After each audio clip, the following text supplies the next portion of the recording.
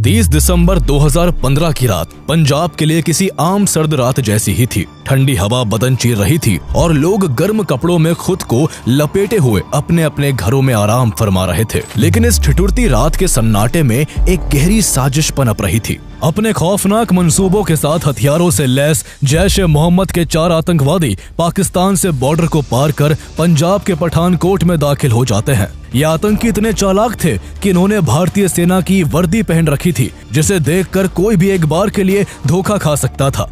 आतंकियों का मकसद इंडो पाक बॉर्डर से करीब 30 किलोमीटर दूर लोकेटेड पठानकोट एयरबेस को निशाना बनाने का था।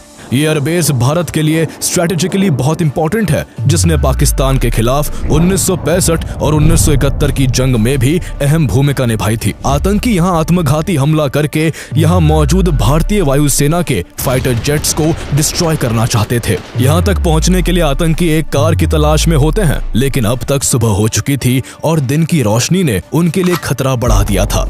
इसलिए वो दिन भर जंगलों और झाड़ियों में छिपे रहे। जब 31 दिसंबर का दिन ढला तो अंधेरा होते ही वो फिर से बाहर आ गए और जानियाल रोड पर किसी गाड़ी के गुजरने का इंतजार करने लगे। रात करीब 9:30 बजे आतंकियों की नजर यहीं से गुजर रही एक इनोवा कार पर पड़ी, जिसे एकागर सिंह नाम के शख्स चला रहे थे। गाड़ी को जब आतंकियों ने रुकने का इशारा किया तो एकागर सिंह उनकी इंडियन आर्मी की ड्रेस को देखकर धोखा खा गए और उन्होंने खुशी खुशी गाड़ी रोक दी। जैसे ही गाड़ी रुकी, आतंकियों ने उनका मोबाइल छीन लिया और उनका गला काटकर उनकी बॉडी को वहीं पास के खेत में फेंक दिया। आतंकियों को जल्दी थी, इसलिए वो गाड़ी को बड़ी तेज रफ्तार से चलाने लगे। इसी जल्दबाजी में उनकी गाड़ी कुछ दूर जाने के बाद ही रावी रिवर ब्रिज के धूसी टर्न के पास खराब हो गई। इसके चलते आतंकियों को मजबूरन इनोवा कार वहीं छोड़नी पड़ी। वो थोड़ी दूर जाकर गन्ने के खेतों में छिप गए और यहाँ से किसी दूसरी गाड़ी के गुजरने का इंतजार करने लगे। रात के 11 बज चुके थे कि तभी आतंकियों की नजर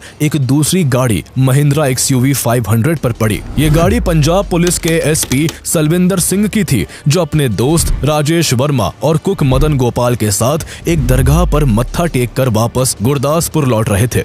गाड़ी राजेश वर्मा चला रहे थे। जैसे ही वो कोलियन मोड़ के पास पहुंचे, आतंकियों ने उन्हें भी रुकने का इशारा किया। ये लोग भी उन आतंकियों की वेशभूषा को देखकर धोखा खा गए और उन्होंने भी उन्हें फौजी समझकर गाड़ी रोक दी। गाड़ी रुकते ही आतंकियों ने उन पर अपनी राइफलें तान दी और जबरदस्ती गाड़ी के अंदर घुसकर SP सलविंदर सिंह और उनके दोनों साथियों के हाथ पैर बांध दिए और उनके मोबाइल छीन लिए। उन्हीं के फोन से एक आतंकी ने पाकिस्तान में बैठे अपने आका काशिफ जान को फोन मिलाया और अपनी करंट लोकेशन की जानकारी देते हुए कहा कि उन्हें कार मिल गई है और वो जल्द ही टारगेट तक पहुंच जाएंगे। वो एयरफोर्स शब्द का बार बार जिक्र कर रहे थे, जिससे तीनों बंदी बने लोगों को इतना तो समझ आ गया था कि आतंकियों का मंसूबा इंडियन एयरफोर्स पर हमला करने का है। कहानी में आगे बढ़ने से पहले हम आपको बताते चले कि अगर आप एक बिजनेस ओनर है और रिसीट्स एंड ट्रैकिंग एक्सपेंसेस जैसी चीजों में उलझकर अपना कीमती समय बर्बाद कर रहे हैं, तो अब एक ऑर्गेनाइज सॉल्यूशन अपनाने का समय आ गया है। रिसीट केओस को गुड बाय कहने के लिए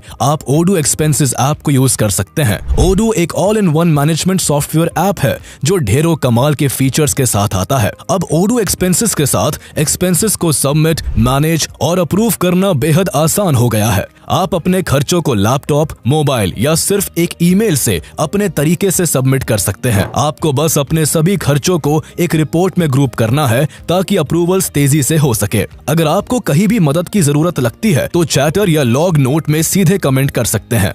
मैनेजर्स अब बस एक क्लिक में एक्सपेंसेस को अप्रूव या रिजेक्ट कर सकते हैं। रिसीट्स और एक्सपेंसेस का side by side view transparency ensure करता है, जिससे फैसले जल्दी होते हैं और घंटों का समय बचता है। एक बार अप्रूव्ड होते ही एक्सपेंसेस ऑटोमेटिकली अकाउंटिंग बुक्स में पोस्ट और रिकंसाइल हो जाते हैं, जिसमें कोई भी मैनुअल हसल नहीं होती। इसके अलावा आप रियल टाइम में टीम एक्सपेंसेस को डेट, डिपार्टमेंट, लोकेशन जैसी कैटेगरी के हिसाब से ट्रैक भी कर सकते हैं। साथ ही कस्टमर रिलेटेड एक्सपेंसेस को एफर्टलेसली री-इनवॉइस कर सकते हैं। अमेजिंग बात यह है कि ओडू का पहला ऐप अनलिमिटेड सपोर्ट और लाइफ टाइम होस्टिंग के साथ बिल्कुल फ्री है। तो दुनिया भर के 12 मिलियन प्लस यूजर्स की तरह आप भी ओडू एक्सपेंसेस से जुड़कर एक्सपेंस मैनेजमेंट को आसान बना सकते हैं।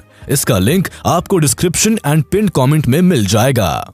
बात करने के बाद गाड़ी चलने लगी। चलती गाड़ी में ही आतंकियों ने उन तीनों को पहले तो लात घूंसों और राइफल की बट से खूब पीटा और फिर गुलपुर सिमली गांव के पास जंगल के इलाके में पहुंचते ही एसपी सलविंदर सिंह और कुक मदन गोपाल की आंखों पर पट्टी बांधकर उन्हें चलती गाड़ी से धक्का दे दिया। आतंकियों को अभी तक ये नहीं पता था कि जिनको वो फेंक रहे हैं उनमें से एक पुलिस वाला भी है। वो अभी तक यही समझ रहे थे कि गाड़ी राजेश वर्मा चला रहा था, इसलिए गाड़ी का मालिक वही होगा। इसी वजह से वो उसे अपने साथ ले गए। जैसे ही वो आगे बढ़े, सलविंदर सिंह और मदन गोपाल ने मौका देखते ही किसी तरह अपने हाथ खोल लिए और आंखों से पट्टी हटाकर गुलपुर सिमली गांव तक पहुंच गए। सलविंदर सिंह को आतंकियों की फोन की बातचीत से ये तो कंफर्म हो गया था कि वो चारों आर्मी वर्दी में पाकिस्तानी आतंकी है जो किसी बड़े हमले को अंजाम देना चाहते हैं। इसलिए गांव में घुसते ही उन्होंने किसी के फोन से तुरंत गुरदासपुर पुलिस कंट्रोल रूम को कॉल कर पूरी घटना की जानकारी दे दी, लेकिन किसी ने उनकी बातों पर यकीन ही नहीं किया। सलविंदर सिंह की इमेज उनके साथी पुलिस कर्मियों के बीच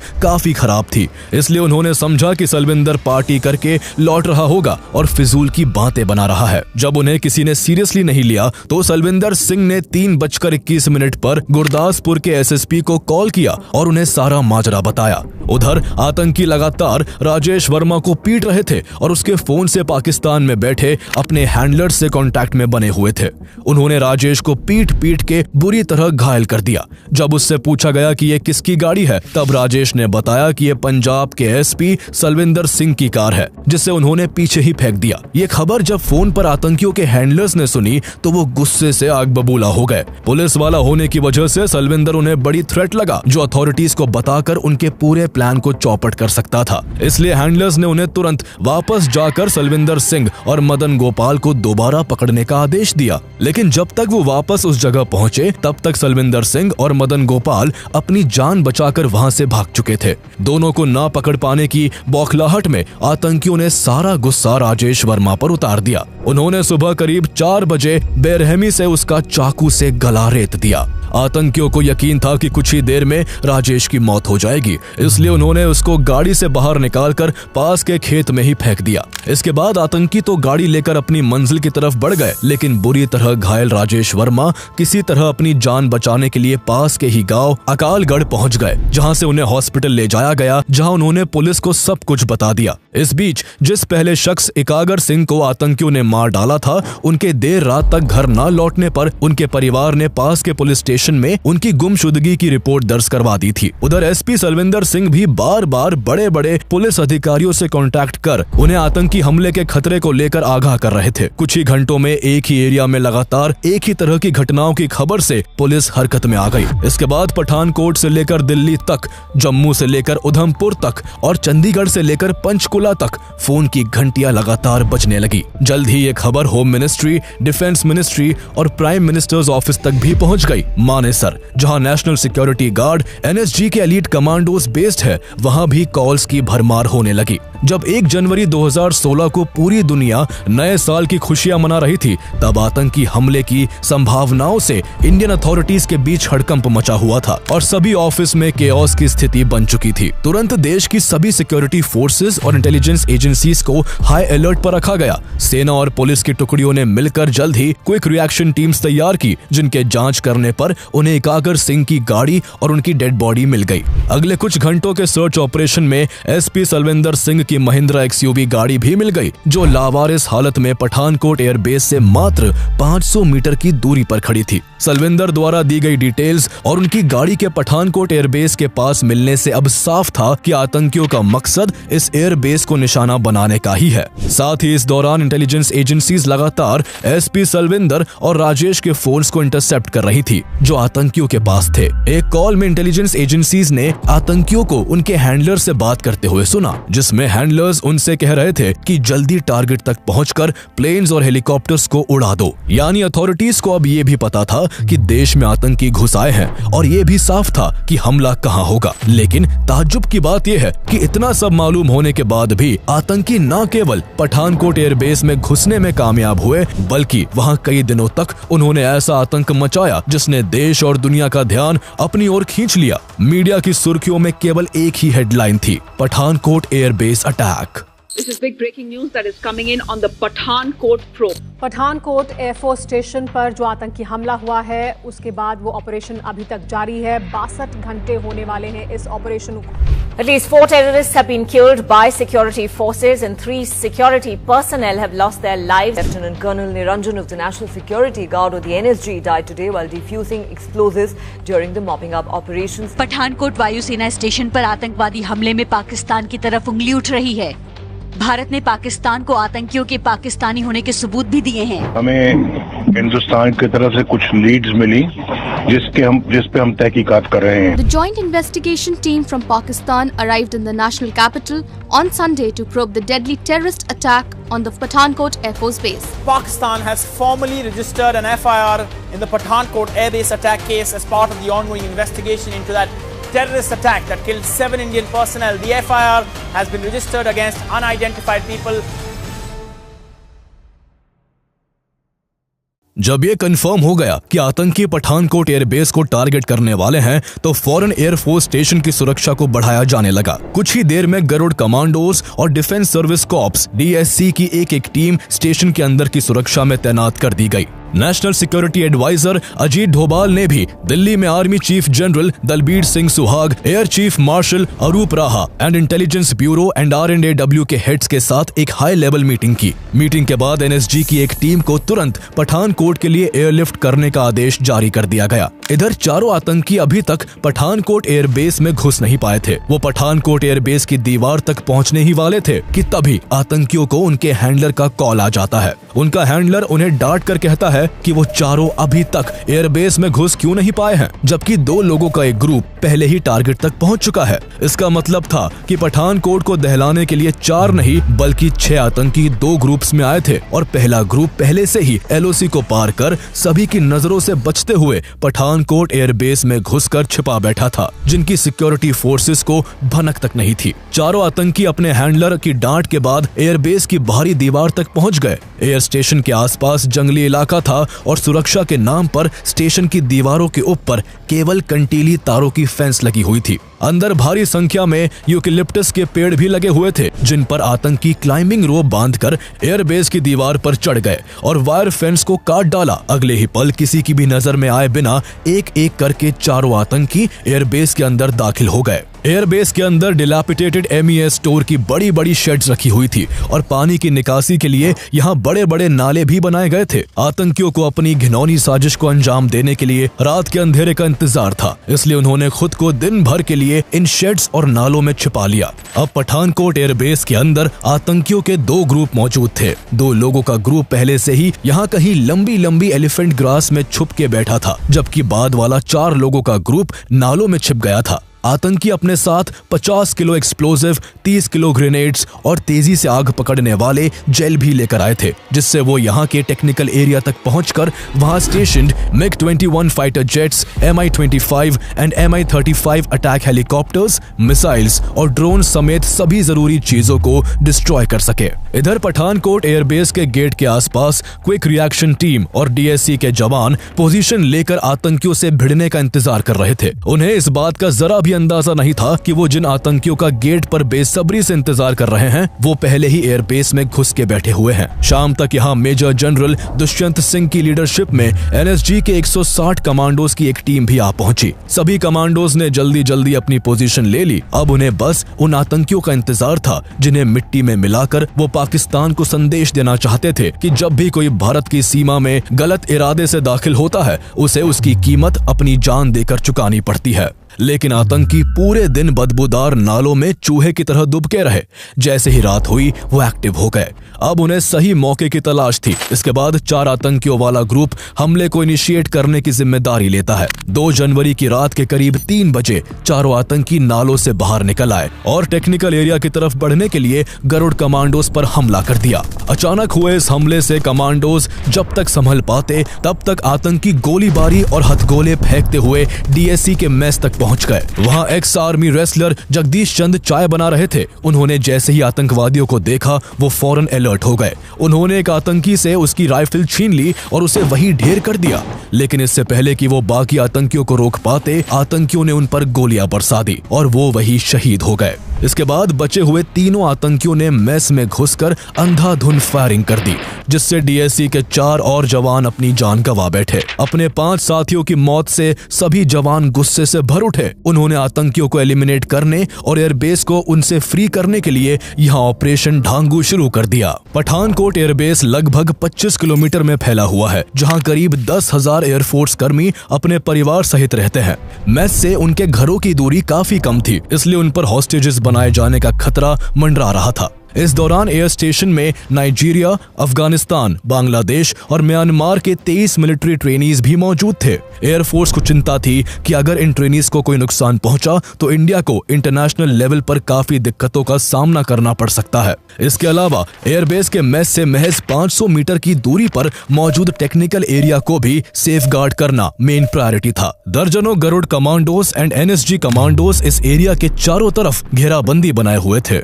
मेस के बाद आतंकी फर्नीचर वाली बिल्डिंग में छुपकर कमांडोज पर गोलीबारी करने लगे। उनके छिपकर हमला करने से भारतीय कमांडोज को काउंटर करने में मुश्किलों का सामना करना पड़ रहा था, इसलिए उनकी एग्जैक्ट पोजीशन का पता लगाने के लिए अनमैन्ड एरियल व्हीकल यानी यूएवी को उड़ाया गया। जब एनएसजी कमांडोज को उनकी पोजीशनिंग का अंदाजा हो गया तो उन्होंने रिटेलिएट करना शुरू किया। आतंकियों के पास AK-47 राइफल्स थी, जिनका जवाब भारतीय commandos MP5 assault rifle, Glock pistol और कॉर्नर शॉटगन जैसी मॉडर्न राइफल से दे रहे थे। दोनों ओर से भयंकर गोलीबारी शुरू हो गई। गोलियों की तड़तड़ाहट और भारी बमबारी से पूरा इलाका सहम उठा। इस तरह सुबह से दोपहर और दोपहर से शाम हो गई। आतंकी कभी फायरिंग करते तो कभी ग्रेनेड और एक्सप्लोजिव का इस्तेमाल करते, लेकिन इसके बावजूद आतंकी आमने सामने की लड़ाई में कमांडोज के आगे कहीं भी नहीं टिक पा रहे थे। कमांडोज ने आतंकियों की हर चाल को नाकाम करके रख दिया था। इसका अंजाम ये हुआ कि 2 जनवरी की शाम तक 3 और आतंकियों को मार गिराया गया। पूरे 4 आतंकियों की मौत के बाद गोलियों और बम धमाकों की आवाज बिल्कुल थम गई। जब काफी समय तक आतंकियों की ओर से कोई रिटेलिएशन नहीं हुआ तो जवानों में जश्न का माहौल बन गया। वहां मौजूद लोग ये मान बैठे कि एयरबेस में केवल 4 आतंकी ही थे जिन्हें मार गिराया जा चुका है। डिफेंस फोर्सेज ऑपरेशन को बंद करने का मन बना चुकी थी और इस खबर को दिल्ली तक पहुंचा दिया गया था। सरकार के कुछ मिनिस्टर्स ने भी पठानकोट एयरबेस से टेररिस्ट को न्यूट्रलाइज करने के लिए सिक्योरिटी फोर्सेस को धड़ाधड़ बधाई देते हुए कई ट्वीट्स कर दिए। लेकिन भारत ने जश्न मनाने में जल्दबाजी कर दी थी। ये किसी बड़े खतरे से पहले की शांति थी, अभी खेल खत्म नहीं हुआ था। सिक्योरिटी फोर्सेस को इस बात का जरा भी अंदाजा नहीं था कि यहाँ की बड़ी बड़ी घास और झाड़ियों में 2 और आतंकी बहुत पहले से चुपचाप सही मौके के इंतजार में बैठे हुए हैं। इन आतंकियों के पास मॉर्फिन इंजेक्शन, पके हुए चिकन और रोटियों के कुछ पैकेट थे, जिनके सहारे वो कई दिन तक बिना बाहर आए सरवाइव कर सकते थे। लेकिन इन बातों से अनजान एनएसजी ने ऑपरेशन को खत्म मानकर यहाँ के पूरे एरिया को सैनिटाइज करना शुरू कर दिया। 3 जनवरी की सुबह बॉम्ब स्क्वाड के commanding officer lieutenant colonel Niranjan ने अपनी टीम के साथ मरे हुए आतंकियों के शरीर पर बंधे एक्सप्लोजिव और ग्रेनेड को डिफ्यूज करने का काम शुरू किया। थोड़ी ही देर में 3 आतंकियों के एक्सप्लोजिव्स को डिफ्यूज किया जा चुका था, लेकिन लेफ्टिनेंट कर्नल निरंजन ने जैसे ही चौथे आतंकी के शरीर से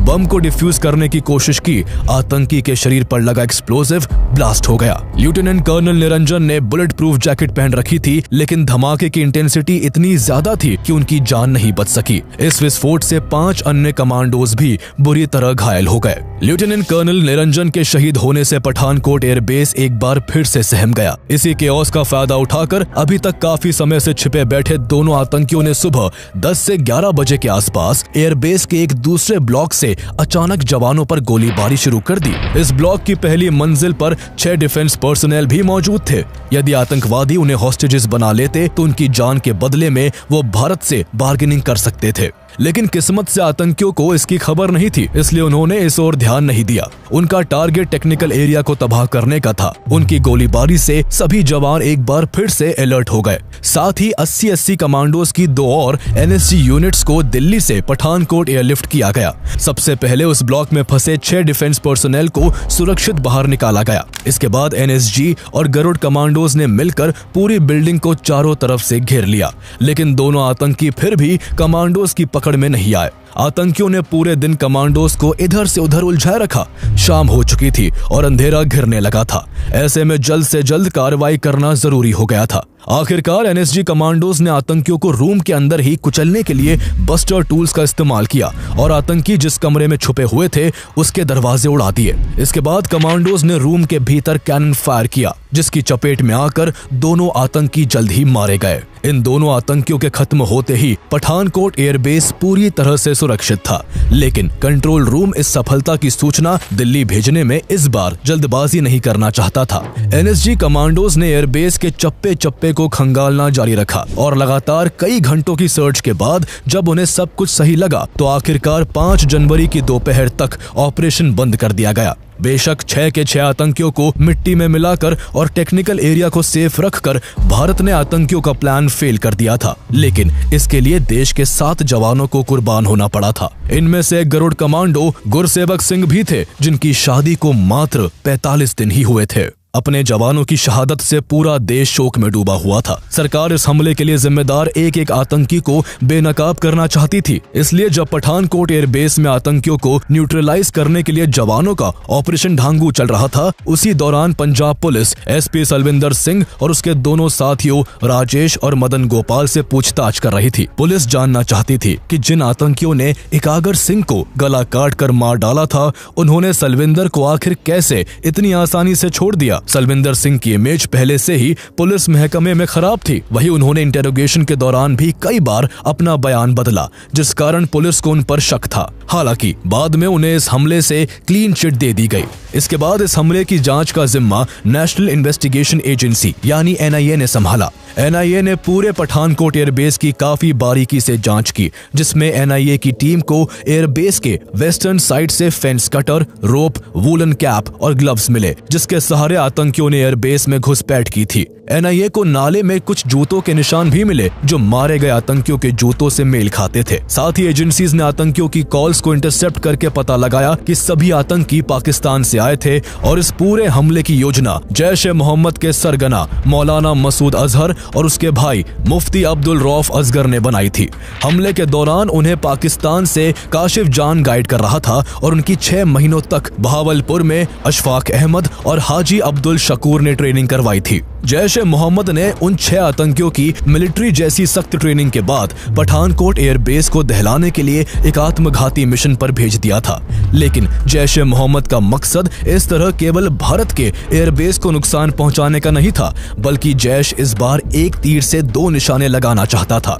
दरअसल उस समय भारत और पाकिस्तान अपने संबंधों को संभालने में लगे हुए थे। इस हमले से केवल 6 दिन पहले ही 25 दिसंबर 2015 को नरेंद्र मोदी काबुल से लौटते वक्त अचानक से पाकिस्तान के लाहौर जा पहुंचे थे और पाकिस्तानी प्राइम मिनिस्टर नवाज शरीफ से मुलाकात की थी। नरेंद्र मोदी इस दौरान लाहौर में शरीफ के पाकिस्तान समारोह में भी शामिल हुए थे। ये 2004 के बाद पहला मौका था जब भारत के प्राइम मिनिस्टर ने पाकिस्तान का दौरा किया था। नरेंद्र मोदी ऐसा करके सालों से बिगड़ते रिश्ते को फिर से पटरी पर लाना चाहते थे, लेकिन इस तरह दोनों देशों की नजदीकियों को जैश-ए-मोहम्मद ने अपने एग्जिस्टेंस के लिए एक बड़े खतरे के रूप में देखा। इसलिए उसकी इस अटैक की साजिश का मकसद भारत की एयर पावर को कम करने के साथ साथ भारत और पाकिस्तान के बीच उभर रही दोस्ती पर चोट करना था। इस अटैक में जैश-ए-मोहम्मद का हाथ होने की वजह से इंडिया पाकिस्तान के बीच जो शांति की राह बन रही थी वो टूट गई और भारत ने किसी भी तरह की पीस टॉक्स को तुरंत पोस्टपोन कर दिया।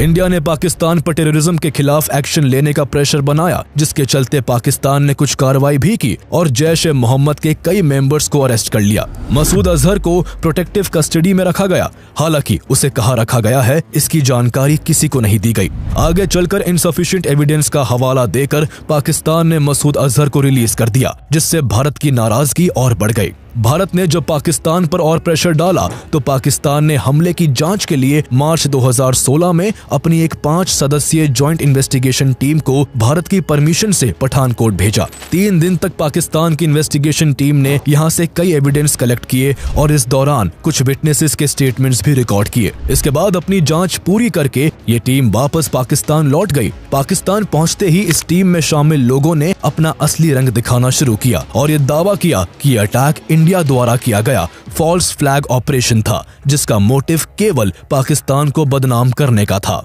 जब पाकिस्तान की जॉइंट इन्वेस्टिगेशन टीम ने पठानकोट अटैक की इन्वेस्टिगेशन के लिए इंडिया आने का प्रपोजल दिया था तो दोनों देशों के बीच ये म्यूचुअली डिसाइड हुआ था कि उनकी विजिट के बाद NIA की भी एक टीम पाकिस्तान आकर इसकी इन्वेस्टिगेशन करेगी। लेकिन इसके बाद पाकिस्तान ने भारत को जांच का भरोसा तो दिया, लेकिन बाद में पाकिस्तान अपने वादे से मुकर गया। इसको लेकर then foreign minister Sushma Swaraj ने पाकिस्तान की कड़ी आलोचना करते हुए कहा था कि जब तक पाकिस्तान पठानकोट अटैक पर कॉन्क्रीट स्टेप्स नहीं उठाता तब तक दोनों देशों के बीच कोई भी डायलॉग संभव नहीं होगा, क्योंकि टेररिज्म और पीस टॉक दोनों एक साथ नहीं चल सकते।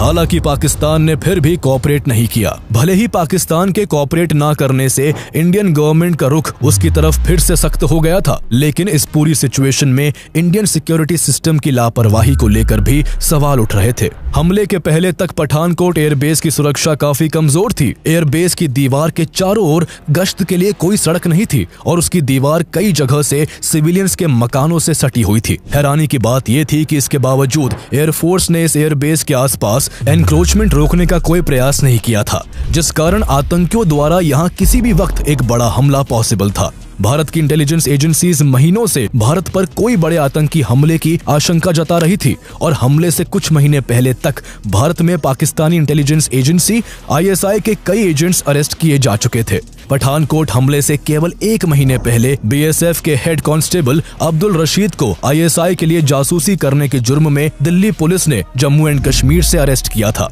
अब्दुल रशीद और उसके रिलेटिव कफायतुल्लाह खान कई महीनों से ISI के कांटेक्ट में थे और अरेस्ट होने से पहले दोनों भारतीय सेना की कई इंपॉर्टेंट इंफॉर्मेशन ISI को दे चुके थे। इसके अलावा शेख मोहगल और मोहम्मद एजाज को भी कोलकाता और मेरठ से ISI के लिए जासूसी करते हुए पकड़ा गया था, जबकि दिसंबर 2015 में पोखरण से ex army man Govardhan Singh भी पकड़ा गया, जो सालों से भारतीय डिफेंस फोर्स की इंपॉर्टेंट इंफॉर्मेशन ISI तक पहुंचा रहा था। इसके अलावा पठानकोट हमले से पहले एयरमैन रंजीत KK को भी दिल्ली पुलिस की क्राइम ब्रांच, मिलिट्री इंटेलिजेंस और एयरफोर्स की एक यूनिट ने अपने जॉइंट ऑपरेशन के जरिए भटिंडा एयरबेस से ISI के लिए जासूसी करने के जुर्म में अरेस्ट किया था।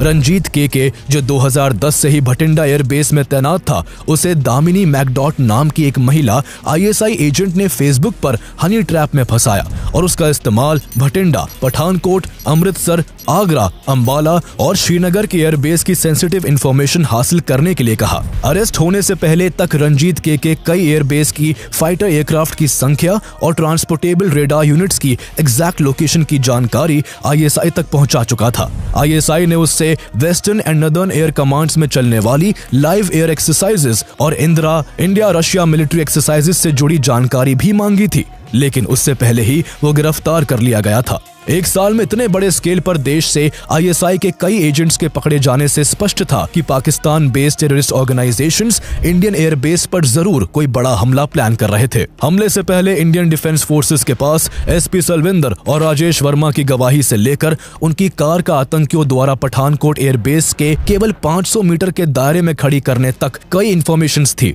लेकिन इसके बावजूद आतंकी पठानकोट एयरबेस की सुरक्षा में सेंध लगाकर घुसने में सफल हो गए थे। बाद में मिनिस्ट्री ऑफ होम अफेयर्स ने इस हमले की जांच के लिए एक स्टैंडिंग कमेटी बनाई। कमेटी ने भी पठानकोट एयरबेस को विजिट करके अपनी रिपोर्ट में इंडियन डिफेंस फोर्सेस की लापरवाही को लेकर फटकारा। स्टैंडिंग कमेटी का कहना था कि अगर सेंटर इस मामले को गंभीरता से लेता और इंटेलिजेंस एजेंसीज ने सही तरीके से काम किया होता तो आतंकी कभी एयरबेस में घुस ही नहीं पाते। कमेटी ने आगे कहा कि इतने टेरर अलर्ट्स के बावजूद आतंकियों का पठानकोट एयरबेस में घुसना और वहां गोलीबारी करना इंटेलिजेंस एजेंसीज और सिक्योरिटी फोर्सेस के बीच के लैक ऑफ कोऑर्डिनेशन को दर्शाता है। सिक्योरिटी एजेंसीज ना तो समय रहते खतरे को भांप सकी और ना ही तेजी से एक्शन ले सकी। हालांकि आतंकियों के एयरबेस में घुसने के बाद भारतीय जवानों ने उनका सामना काफी अच्छे से किया। जवानों की वजह से जैश ए मोहम्मद के आतंकी एयरबेस के टेक्निकल एरिया तक नहीं पहुंच पाए थे, जिस वजह से एयरफोर्स का बड़ा नुकसान होते होते बचा था।